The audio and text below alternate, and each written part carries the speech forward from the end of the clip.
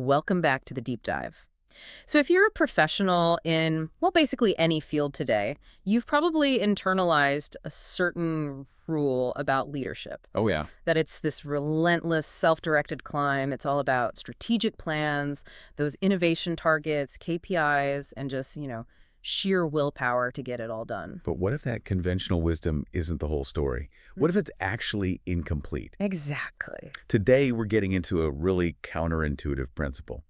It's this idea that the most enduring, influential vision, it isn't something you create through your own ambition. Something you receive. It's something you're meant to receive through intentional surrender. And that is the central paradox we really need to unpack, because you see these leaders who navigate incredible complexity with this total clarity, and then you see others who they're constantly struggling. Right.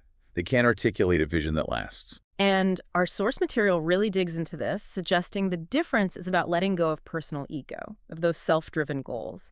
So our mission in this deep dive is to unpack that blueprint, to translate this big idea of surrender into something you can actually use. Okay, so let's start with that word, surrender. The loaded word. It really is. In a hyper-competitive world, it just sounds risky. It sounds soft, passive. Like defeat. Like defeat. But the material frames it completely differently. It's an active, deliberate posture of alignment. We're not talking about quitting here. That's such a critical distinction. It's Yeah. alignment to a calling that's bigger than you are. And to really get its power, you have to contrast the two paths leaders usually take. Okay. So the first path is what we can call ego-driven direction. This is where your decisions are basically driven by chasing recognition, defending your turf. Or, hitting those short-term shareholder goals. Exactly.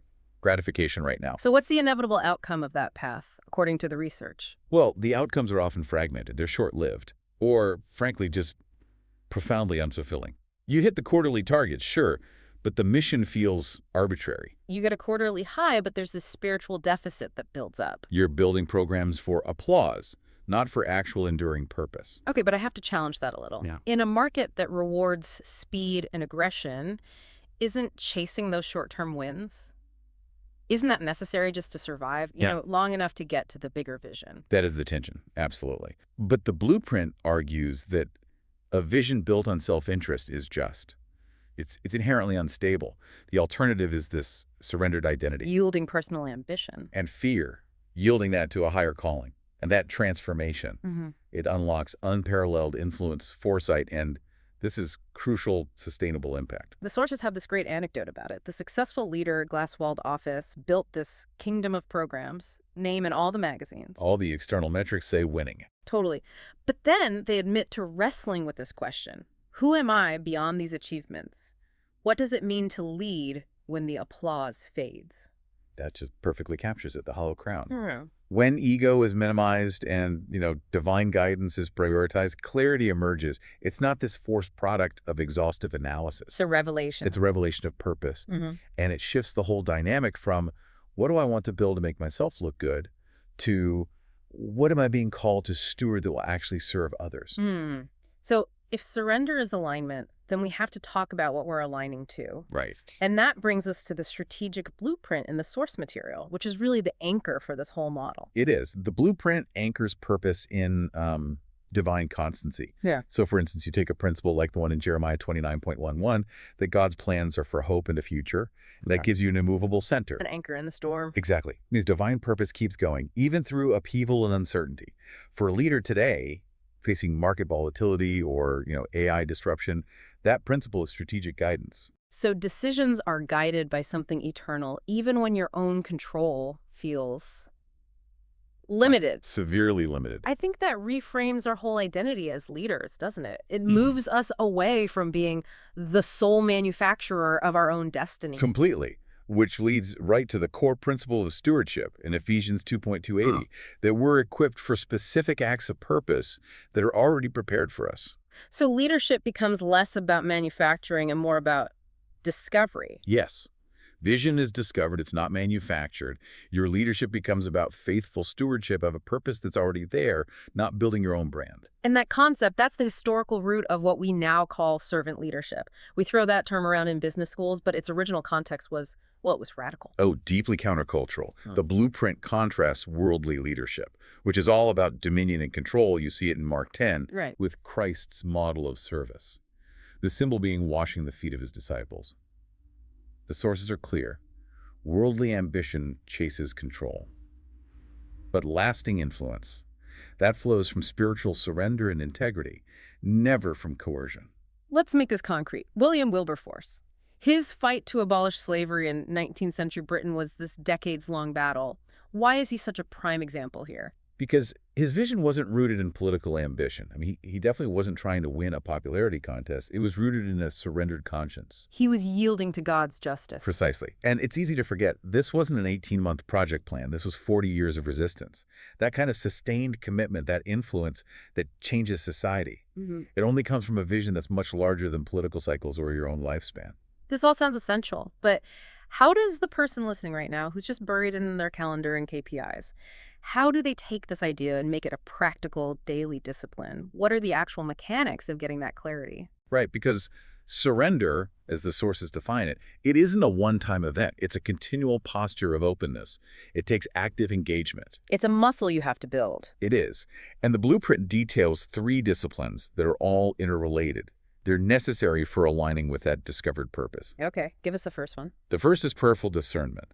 This just transforms your whole decision-making process. It means seeking guidance not just for the huge, game-changing strategy meetings, but for the daily choices. How to treat an employee, where to put resources. Exactly. It means we stop being these reactive managers just constantly putting out fires, and we start acting as attentive stewards of a specific purpose.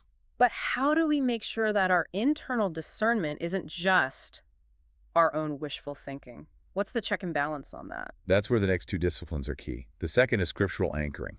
You have to align your vision with truth. Romans 12.2 is sort of the filter here. Being transformed by renewing your mind, not conforming to worldly, self-serving patterns. So scripture is both a compass and a filter. A compass and a filter.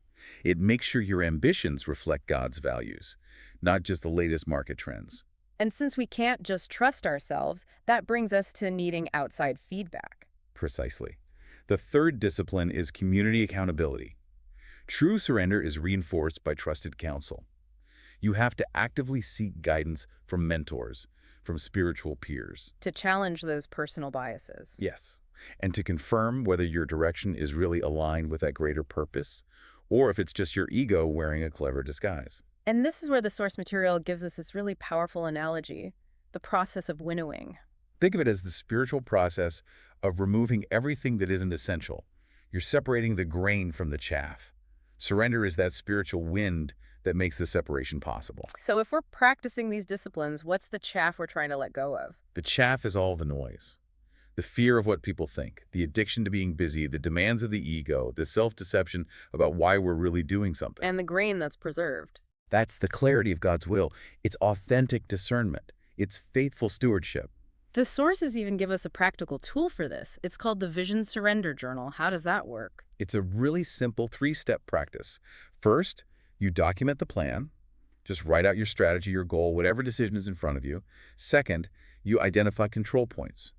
Highlight where you're trying to force the outcome or manage perceptions. And the third step. You rewrite the plan as stewardship.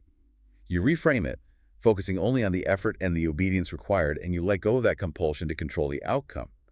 It forces you to build trust over trying to force a result. Which all leads to this transformative ripple effect. So how does actively letting go, actually magnify a leader's influence and transform their inner life? Well, the inner transformation is profound.